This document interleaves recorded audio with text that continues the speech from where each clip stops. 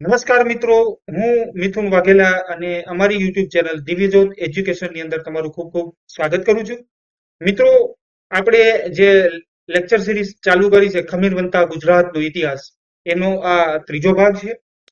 આપણે આગળ બે ભાગ જોઈ ચૂક્યા છીએ, જેમાં સોલંકી કાળ જે છે, આ સોલંકી કાળ વિશે આપણે બે ભાગમાં માહિતી મેળવી. આ ભાગની અંદર આપણે કુમારપાળ અને સોલંકી કાળનો જે શાસન જે છે એનો અંત કઈ રીતના આવ્યો એ આપણે આ લેક્ચરની અંદર સમજવાનું છે. ખૂબ જ મહત્વપૂર્ણ લેક્ચર છે મિત્રો. તમારી આવનારી દરેક પરીક્ષાઓ જેવી કે રેવન્યુ તલાટી હોય, જીપીએસસી હોય, GSSB ની કોઈ પણ પરીક્ષા હોય, ડીવાયએસઓ હોય, STI હોય, કોન્સ્ટેબલ હોય કે પછી ગુજરાત ગવર્મેન્ટ દ્વારા લેવાતી કોઈ પણ પરીક્ષા, આ દરેક પરીક્ષા માટે આ લેક્ચર જે છે એ ખૂબ જ મહત્વનું છે મિત્રો. લેક્ચર બહુ જ સારું છે. તો ચાલો આપણે સમજીએ. ભરપૂર માહિતી આની અંદર સંકળાયેલી છે. તો લેક્ચરની શરૂઆત કરીએ. કુમારપાળ મિત્રો, કુમારપાળ જે છે તેણે ઈસવીસન 1143 થી લઈ અને 1172 સુધી રાજગાદી સંભાળી હતી. મિત્રો, કુમારપાળનો જે જન્મ છે એ દેથલી સિદ્ધપુરની અંદર થયેલો હતો. ગુજરાતના અશોક તરીકે ઓળખાય છે. હા મિત્રો, જેવી રીતે ભારતીય ઇતિહાસની અંદર સમ્રાટ અશોકને આપણે ઓળખીએ છીએ, તેવી જ રીતે ગુજરાતના ઇતિહાસમાં ગુજરાતના અશોક તરીકે કુમારપાળને ઓળખવામાં આવે છે. તેણે જૈન ધર્મને રાજ્યાશ્રય આપ્યો હતો. તેણે દારૂ, જુગાર, હિંસા પર પ્રતિબંધ મૂક્યો હતો. હેમચંદ્રાચાર્યના ઉપદેશથી તેણે 1160માં જૈન ધર્મ અંગીકાર કર્યો અને પરમ આહર્તનું બિરુદ ધારણ કર્યું હતું. મિત્રો, આ પ્રશ્ન જે છે પરમ આહર્ત, એ પરમ આહર્ત વિશે પરીક્ષાઓમાં પ્રશ્ન પૂછાઈ ચૂકેલા છે અને પૂછાશે પણ ખરા. તો આ વાક્ય તમારે યાદ રાખવું રહ્યું કે હેમચંદ્રાચાર્યના ઉપદેશથી તેણે 1160માં જૈન ધર્મ અંગીકાર કર્યો અને પરમ આહર્તનું બિરુદ ધારણ કર્યું. મિત્રો, કુમારપાળે રડતીનું ધન અથવા અપુત્રિકા ધન જે છે એ પ્રથા બંધ કરાવી હતી. તો આ રડતીનું ધન શું છે? તો મિત્રો, જે સ્ત્રી હોય છે એ સ્ત્રીને કોઈ બાળક નથી હોતું, બરાબર, કોઈ પુત્ર કે પુત્રી નથી હોતી અને એના પતિ જે છે એ ગુજરી જાય છે, મરણ પામે છે, ત્યારે આ જે વિધવા સ્ત્રી છે એના નામે જે કોઈ સંપત્તિ હોય છે એ સંપત્તિ જપ્ત કરી લેવામાં હતી અને રાજ્ય વહીવટની અંદર એનો ઉપયોગ કરવામાં આવતો. તો આ જે પ્રથા જે હતી, આ પ્રથા કુમારપાળે જે છે એ બંધ કરાવી હતી. મિત્રો, કુમારપાળ જે છે એ ગાદીએ 50 વર્ષની ઉંમરે આવે છે. તો આટલો બધો સમય શા માટે કુમારપાળને લાગ્યો ગાદીએ આવવા માટે? તો એના માટે આપણે સૌપ્રથમ એક વંશાવલી સમજવી પડશે અને એ વંશાવલી સમજશું ત્યારબાદ આપણે ખબર પડશે કે શા માટે કુમારપાળને 50 વર્ષ સુધી ગાદી ન મળી. તો એ સમજવા માટે આપણે સૌપ્રથમ વંશાવલી સમજીએ. તો આ વંશાવલી છે એમાં આપણે જોઈએ તો સૌથી સોલંકી વંશના જે સ્થાપક છે મૂળરાજ, બરાબર, આ મૂળરાજ અને ત્યારબાદ મૂળરાજ બાદ ચામુંડરાજ, ચામુંડરાજ પછી વલ્લભરાજ, વલ્લભરાજ પછી દુર્લભરાજ અને ચામુંડરાજના જે 3 પુત્રો હતા નાગરાજ, આ નાગરાજને ગાદી નથી મળી, પરંતુ નાગરાજના જે પુત્ર હતા ભીમદેવ પહેલા, જેને આપણે બાણાવળી ભીમ તરીકે ઓળખીએ છીએ, આ ભીમદેવ પહેલાને ગાદી મળી. હવે આ ભીમદેવ પહેલા છે તેણે પોતાના લગ્ન ઉદયમતી જોડે કર્યા હતા.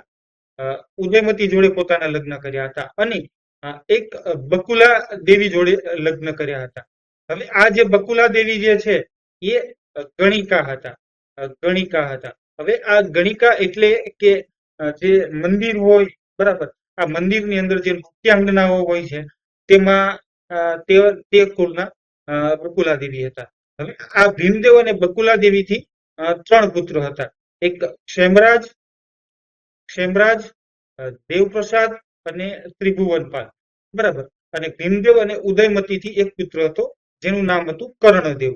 હવે જ્યારે કર્ણદેવ જે છે એ ભીમદેવ પછી ગાદી પર આવે છે અને ત્યારબાદ સિદ્ધરાજ જયસિંહ છે એ ગાદી પર આવે છે. હવે સિદ્ધરાજ જયસિંહ છે એ અપુત્ર છે, બરાબર, સિદ્ધરાજ જયસિંહને કોઈ સંતાન નથી. આથી હવે એને ચિંતા ઊભી થાય છે કે હવે મારે પોતાની ગાદી કોને આપવી, રાજપાટનો વહીવટ જે છે એ કોને દેવો. સિદ્ધરાજ એવું નહોતા ઈચ્છતા કે એક હિન્દ કુળના જે વંશજ હોય એની પાસે સોલંકી વંશની ગાદી જાય.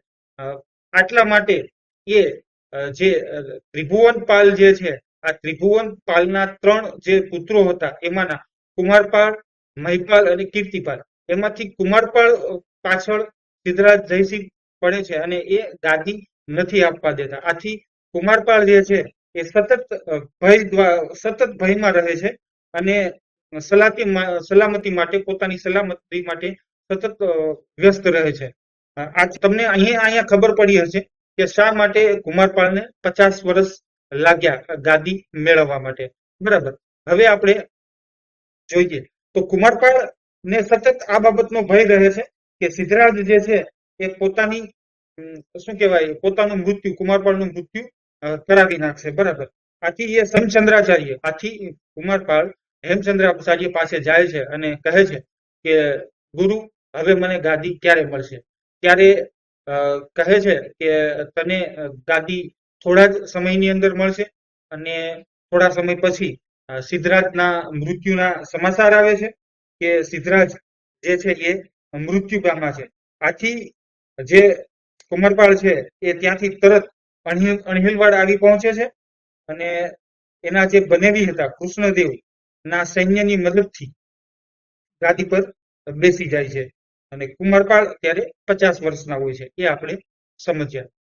તો આ રીતના કુમારપાળ જે છે એ પોતાની ગાદી મેળવે છે. હવે આપણે આગળ વધીએ. તો મિત્રો, આપણે જોયું કે કુમારપાળને પોતાની ગાદી મેળવવા માટે 50 વર્ષ લાગ્યા. એટલે 50 વર્ષની ઉંમરે કુમારપાળ જે છે એ ગાદી પર આવ્યા. હવે એના આપણે પરાક્રમો જોઈએ તો એ પરાક્રમોની અંદર સૌથી સુપ્રસિદ્ધ પરાક્રમ હોય તો એ છે અજમેરના રાજા અરુણોરાજને હરાવવા. બરાબર. આ અજમેરના રાજા અરુણોરાજને હરાવવા માટે કુમારપાળે આબુના જે સામંત હતા, આબુના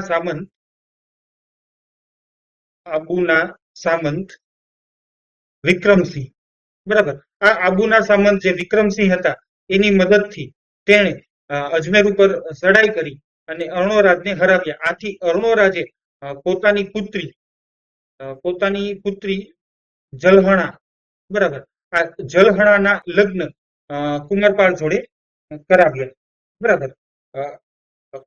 ત્યારબાદ આપણે જોઈએ તો ભાઈ કીર્તિપાલ અને ઉદયનનો જે સાથ લઈ સોરઠમાં જે બહારવટિયા હતા તેઓને હરાવ્યા. સાથોસાથ કુમારપાળના જે 5 સામંતો હતો એ મળીને બલ્લાલનો યુદ્ધમાં વધ કર્યો. ત્યારે માળવાનો ભિલસા પ્રદેશ જે છે એ કુમારપાળની સત્તા હેઠળ હતો. કુમારપાળના જે સ્થાપત્ય જે છે એ સ્થાપત્ય ક્યાં ક્યાં છે? તો પાટણમાં કુમારપાળ વિહાર અને ત્રિભુવન વિહાર વગેરે જૈન મંદિરો બંધાવ્યા. જાલોરના કાંચનગીરી ગઢ પર કુમાર વિહાર નામે જૈન ચૈત્ય બંધાવ્યું. આ ઉપરાંત જુનાગઢ અને શેત્રુંજય જેવા સ્થળોએ જે જૈન મંદિરો છે અથવા જૈન ચૈત્ય છે એવા બંધાવ્યા. ગુજરાતના ઘણા સ્થળોએ આવેલા દેરાસરો કુમારપાળ અને વસ્તુપાળ તેજપાળે બંધાવ્યા હોય એવું માની લેવાય છે. બરાબર. જાણીતા દેરાસરોમાં તારંગા પરનું અજીતનાથનું મંદિર જે છે એ કુમારપાળના સમયનું છે. બરાબર. તો આ હતા કુમારપાળના સ્થાપત્યો. સાથોસાથ મિત્રો, મારે તમને એ પણ જણાવવાનું કે સોમનાથના મંદિરના એક હિસ્સાનો જે જીર્ણોદ્ધાર જે છે એ કુમારપાળે કરાવ્યો હતો. ઉપરાંત એક શોભાયાત્રા કરાવી હતી. જેવી રીતે તમને ખબર છે કે જ્યારે સિદ્ધ હેમ શબ્દાનું શાસન નામનો જે વ્યાકરણ ગ્રંથ લખાવવામાં આવ્યો હતો સિદ્ધરાજ જયસિંહ દ્વારા, ત્યારે તેની શોભાયાત્રા હાથીની અંબાડી ઉપર બેસાડી અને કરવામાં આવી હતી. તેવી જ રીતે કુમારપાળે સોમનાથનો જીર્ણોદ્ધાર કરાવ્યો ત્યારે પાટણથી લઈ અને સોમનાથ સુધીની જે શોભાયાત્રા હતી ત્યારે એણે જે હેમચંદ્રાચાર્ય જે છે એ હેમચંદ્રાચાર્યને આ શોભાયાત્રાની અંદર સામેલ થવા માટે આમંત્રણ આપ્યું હતું અને હેમચંદ્રાચાર્ય આ શોભાયાત્રાની અંદર હાજર રહ્યા. હવે આપણે જોઈએ કુમારપાળે જે સાહિત્ય લખ્યું છે એ સાહિત્યમાં એનું યોગદાન કયા પ્રકારનું છે. તો કુમારપાળે એક વ્યાકરણ વિષયક ગ્રંથ લખ્યો છે જેનું નામ છે ગણદર્પણ. મિત્રો, આ પ્રશ્ન જે છે એ પરીક્ષામાં ખૂબ જ પૂછાય છે. તો આ ગણદર્પણ નામનો ગ્રંથ જે છે એ કુમારપાળે લખ્યો છે. સાથોસાથ કુમારપાળ ચરિત એ હેમચંદ્રાચાર્યની કૃતિ છે. આ પ્રશ્ન પણ ખૂબ જ પરીક્ષાની અંદર પૂછાય છે. તો આ હતું કુમારપાળનું સાહિત્ય ક્ષેત્રે યોગદાન. હવે આપણે સમજીએ તો અજયપાળ. તો કુમારપાળનું મૃત્યુ થાય છે અને અજયપાળ જે છે એ ગાદી પર આવે છે. તો અજયપાળ જે છે એ ગાદી પર 1172 થી લઈ અને 1176 સુધી ગાદી ઉપર રહે છે. બરાબર. તો જ્યારે કુમારપાળનું મૃત્યુ થાય છે ત્યારે ગાદી માટે, જ્યારે કુમારપાળનું મૃત્યુ થાય છે ત્યારે ગાદી માટે સતત રસાકસી જામે છે. બરાબર. ગાદી માટે રસાકસી થાય છે. બરાબર, કે હું ગાદી પર બેસી જાઉં, હું ગાદી પર બેસી જાઉં, આવી રીતના થાય છે. હવે બને છે એવું કે એક પ્રતાપમલ હોય છે, પ્રતાપમલ, બરાબર, જે કુમારપાળના ભાણેજ હોય છે. પ્રતાપમલ જે કુમારપાળના ભાણેજ હોય છે. અને એક અજયપાળ હોય છે, એક અજયપાળ હોય છે, જે કોણ હોય છે તો કે કુમારપાળના ભત્રીજા હોય છે. બરાબર. આ બંને વિશે સતત સંઘર્ષ ગાદી માટે થાય છે. ત્યારે જ્યારે પ્રતાપમલ જે છે એને જૈન લોકોનો સપોર્ટ હતો અને અજયપાલ જે છે તેમને બ્રાહ્મણનો સપોર્ટ હતો. હવે પ્રતાપમલ જે છે એ હારી જાય છે અને અજયપાલ ની જીત થાય છે અને તે ગાદી પર બેસે છે. બરાબર. આ અજયપાળે, જુઓ, કુમારપાળના અવસાન પછી રાજકીય ખટપટ શરૂ થાય છે અને જૈન ગ્રંથોમાં આ અજયપાળને જૈન વિરોધી અને ક્રૂર દર્શાવવામાં આવ્યો છે. બીજું કે મારે તમને એક વસ્તુ એ પણ કહેવાની છે કે હેમચંદ્રાચાર્યના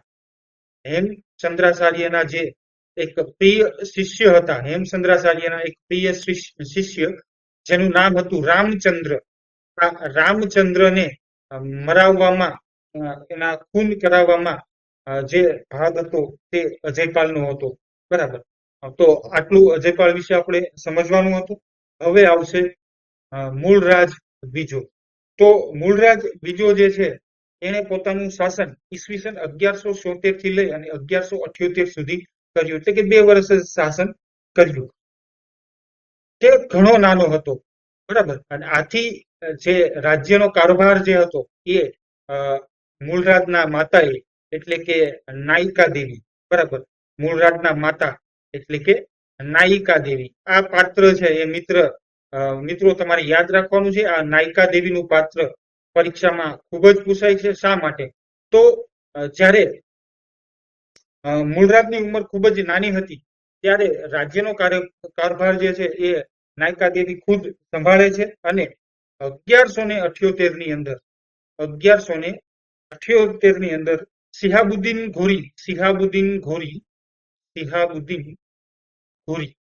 ગોરી લોકો, બરાબર, આ રણ ઓળંગી, બરાબર, રણ ઓળંગી અને ગુજરાત પર ચડી આવે છે. ત્યારે બહાદુર રાણી જે નાયિકા દેવી જે છે, આ નાયિકા દેવી પોતાના પુત્રને ખોળામાં રાખી અને સેનાને જે છે એ શિકસ્ત આપે છે અને પોતાની સેનાનું નેતૃત્વ કરે છે અને સિહાબુદ્દીન ઘોરીની જે સેના છે એને શિકસ્ત આપે છે. સિહાબુદ્દીન ઘોરીની સેના ત્યાંથી નાસી જાય છે. તો આ એક મોટામાં મોટું પરાક્રમ કહેવાય અને પરીક્ષાની અંદર ખૂબ જ પૂછાય તેવો આ એક પ્રશ્ન છે. તો આ નાયિકા દેવી છે એ કોણ હતા? તો નાયિકા દેવી જે છે એ ગોવાના કદમ રાજા જે છે, ગોવાના કદમ રાજા પરમર્દિની, બરાબર, આ પરમર્દિનીની પુત્રી હતા. બરાબર. નાયિકા દેવી પરમર્દિનીના પુત્રી હતા નાયિકા દેવી. અને આ જ્યારે આવી મૂળરાજ નાના હતા અને આ પરિસ્થિતિનો લાભ લઈ અને માળવાના પરમાર રાજા, આ પરિસ્થિતિનો લાભ લઈ માળવાના પરમાર રાજા, માળવા, બરાબર, આ માળવાના પરમાર રાજા કોણ? તો કે વિંધ્યવર્મા. આ વિંધ્યવર્માએ પોતાની સત્તા જે છે એ સ્વતંત્ર જાહેર કરી. બરાબર. તો મૂળરાજ બીજામાં આપણે આટલું સમજવાનું છે.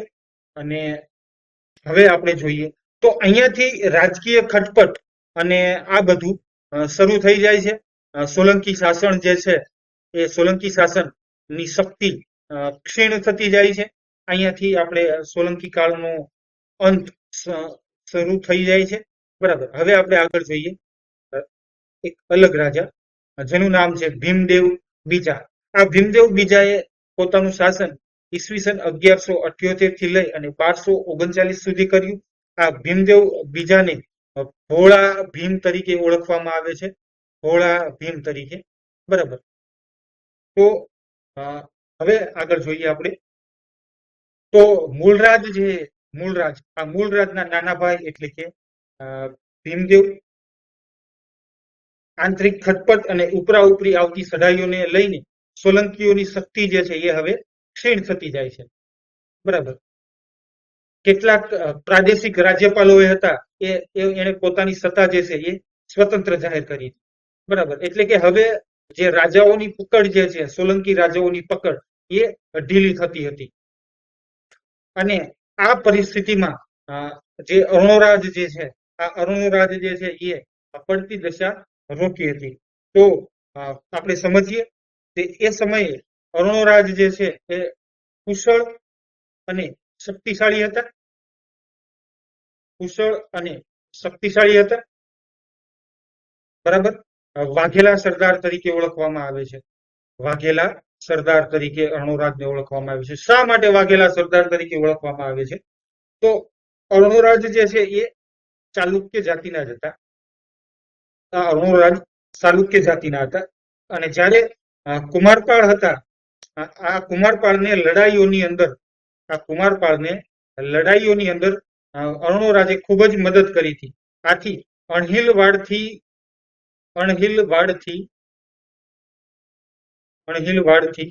10 માઇલ દૂર, બરાબર, 10 માઇલ દૂર એક વ્યાઘ્રપલ્લી નામનું ગામ હતું. વ્યાઘ્રપલ્લી કહીએ. બરાબર. આ વ્યાઘ્રપલ્લી નામનું ગામ એ કુમારપાળે અરુણરાજને ભેટમાં આપ્યું હતું. આથી અરુણરાજે પોતાનો વસવાટ ત્યાં જ કર્યો હતો. આથી વ્યાઘ્રપલ્લીના લીધે જ અરુણરાજ જે છે એ વાઘેલા કહેવાયા. બરાબર. તો આ રીતે અરુણરાજનો ઇતિહાસ છે. તો અરુણરાજે છે એ પોતાની સેવા જે છે એ ખૂબ જ વફાદારીથી કરી હતી. અને બળવાખોરો જે હતા આ બળવાખોર તત્વોને એને દાબી દીધા હતા. બરાબર. આટલું તમારે યાદ રાખવું રહ્યું. લવણ પ્રસાદ જ્યારે અરુણરાજ જે છે એ સેવામાંથી નિવૃત્ત થાય છે ત્યારે તેના પુત્ર લવણ પ્રસાદ જે છે એ ધોળકામાં રહી લવણ પ્રસાદ જે છે એ ધોળકામાં રહી રાજ્યનો કારોબાર સંભાળતા હતા. બરાબર. ધોળકામાં રહી રાજ્યનો કારોબાર અથવા રાજ્ય વહીવટ કરતા હતા. અને એના બે મંત્રીઓ જે હતા લવણ પ્રસાદના બે મંત્રીઓ વસ્તુપાળ અને તેજપાળ. બરાબર. આ બે મંત્રીઓની એને સગાઈ હતી.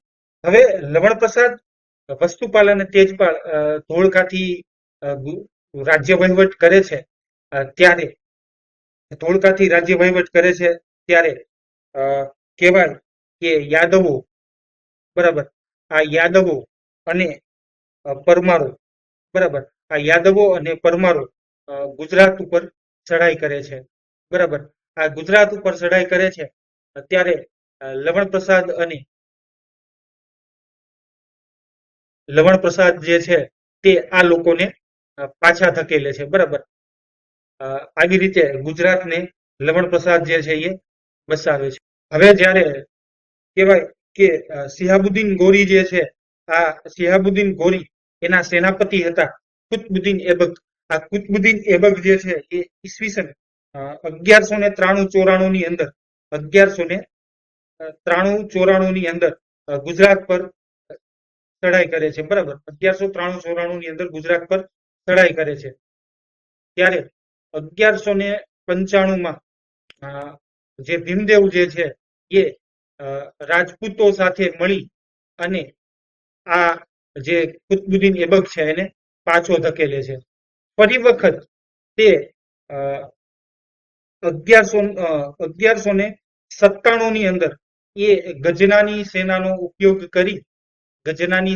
ઉપયોગ કરી અને ફરીથી તે ગુજરાત ઉપર ચઢાઈ કરે છે અને આ વખતે તે ફાવી જાય છે. બરાબર, ગુજરાતને ખેદાન મેદાન કરે છે. પછી ફરીથી જ્યારે તે રિટર્ન જાય છે ત્યારે પાછળથી ભીમદેવ બીજા જે છે એ આવી જાય છે અને પોતાની જે શાસન છે એ ફરીથી સંભાળે છે. ત્યારબાદ 1210 ની અંદર, બરાબર, આ 1210 ની અંદર જયસિંહ, બરાબર, આ 1210 ની અંદર જયસિંહ અથવા જયંતસિંહ કહીએ છીએ તે ગુજરાતની ગાદી સંભાળે છે. બરાબર, લગભગ 15 વર્ષ સુધી એ ગુજરાત પર શાસન કરે છે. પરંતુ લવણ પ્રસાદ અને તેના પુત્ર વીર ધવલ, આ બંને સાથે મળી અને આ જયંતસિંહને પાછો ધકેલે છે અને ભીમદેવને ગાદી ફરીથી આપે છે. બરાબર, હવે લવણ પ્રસાદ 1231 ની અંદર નિવૃત્ત થાય છે અને તેના પુત્ર વીર ધવલ જે છે એ ગુજરાતના શાસક બને છે અને ભીમદેવ બીજા જે છે એ માત્ર નામના જ રાજા રહી જાય છે. બરાબર, હવે જે આક્રમણો જે છે એ આક્રમણો ખૂબ જ વધી જાય છે. બરાબર, ઇલ્તુત્મિશ જે છે, આ ઇલ્તુત્મિશ છે એ ઉત્તર ગુજરાત તરફ ચઢાઈ કરે છે.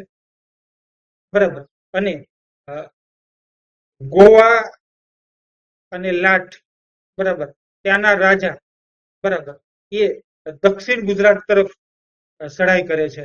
બરાબર, દક્ષિણ ગુજરાત તરફ ચઢાઈ કરે છે. હવે આ કપરી પરિસ્થિતિ આવે છે ત્યારે વીર ધવલ અને જે વસ્તુપાળ જે છે આ બંને સાથે મળી અને આ મોટી આફતને પાછી ધકેલે છે. હવે ઈસવીસન 1239 માં ભીમદેવ બીજા જે છે એ મૃત્યુ પામે છે અને પછી ત્રિભુવનપાળ ગાદી પર આવે છે. હવે યાદવ